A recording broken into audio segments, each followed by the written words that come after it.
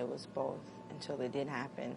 And when I finally did tell my family, I think it was the second or third time I ran away from home, and HRS got involved.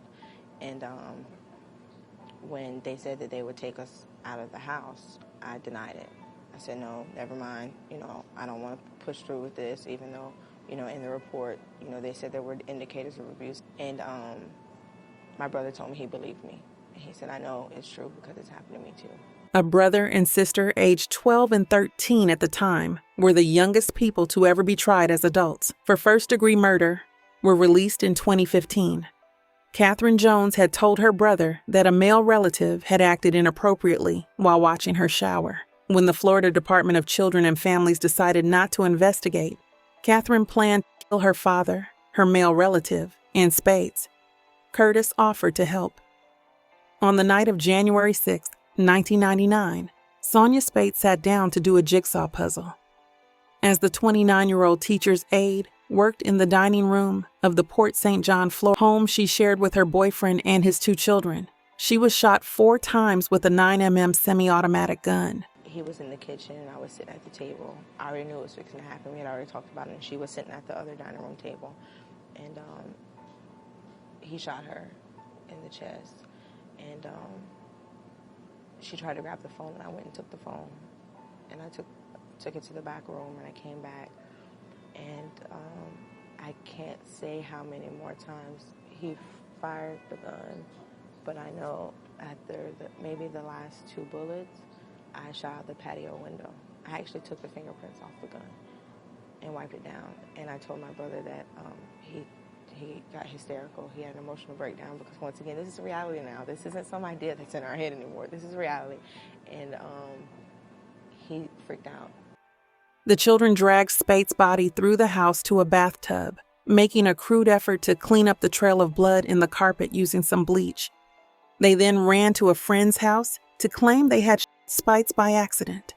He had an emotional breakdown, and, I was trying to calm him down, and we ended up leaving the house because of all the blood and stuff that was everywhere. And I called my best friend, and she came, and we went to her house, and then we went to another friend's house. And I had told my brother, if anything happens, I did it. You didn't have anything to do with it, which he did the complete opposite and took responsibility. It was both of us back and forth. And we were in the woods overnight. We probably about 6 or 7 o'clock in the morning, they got us. And I had threw a fit because they put us in separate cars, and they put us in there together. And, I just held him. I was like, it's going to be okay. And we went in the interview room, and my dad was crying. And I think that's probably the worst part of it, when they told my dad we weren't coming home, that they were charging us both with first-degree premeditated murder. And my dad just broke down. He was like, my babies. I don't understand. They're taking my babies. And after we were in deliberations and stuff about whether we were going to trial, and there was a chance that they were saying that maybe I could go home if I testified earlier than my brother. And I was like, I'm the reason that he's in this predicament. And what they wanted me to do is not take responsibility, which would have been a lie, because I was the oldest. I was responsible. It was something that I thought about. It was my idea, and I wasn't willing to put my brother on the chopping block to save myself. And they offered him 22 and me 18, and I still wouldn't take it, because I said, we're going to go home together, or we'll just not go home at all. And then we both went down to 18 years. And we had a contact visit right after I got sentenced. The judge ordered it. That was the last time I seen him.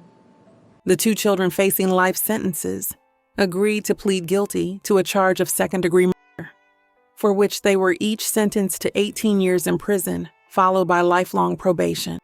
Because of the plea deal arrangement, there was no trial or testimony and no opportunity for Curtis and Catherine and their attorneys to show the documentation from the agency, which would later be renamed the Department of Children and Families. Those documents showed that welfare investigators had come across signs on multiple occasions that both Curtis and Catherine were being abused by a certain family member who, according to Florida Today, had previously been convicted of sexually assaulting his girlfriend's daughter back in 1993. In addition, the Children and Families Agency never had to answer for why it failed these two young children. After acknowledging sexual abuse, why did they close the investigation? Sir, there was no reason to do it. I may have thought at the time that it was, but there was no reason to take another person's life. A few years later, thousands of miles away, Senior Chief Ramos K. Fleming ran across Catherine's story and decided to become her pen pal. They decided to meet, and the mutual attraction was instant, Fleming recalled. On November 27, 2013, the couple married in the chapel at the Hernando Correctional Institution.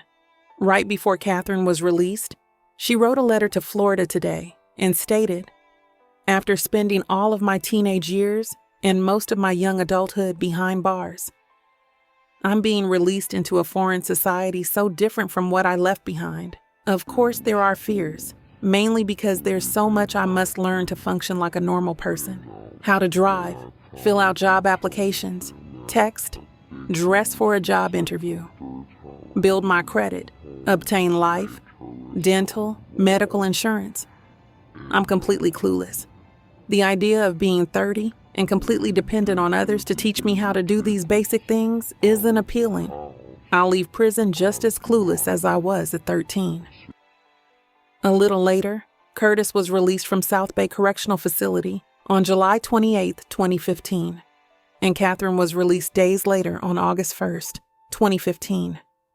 When Catherine's husband was asked how he feels about his new beginning, he stated, "He knows this fairy tale has lots of baggage and will need lots of work as his new bride adjusts to her new life."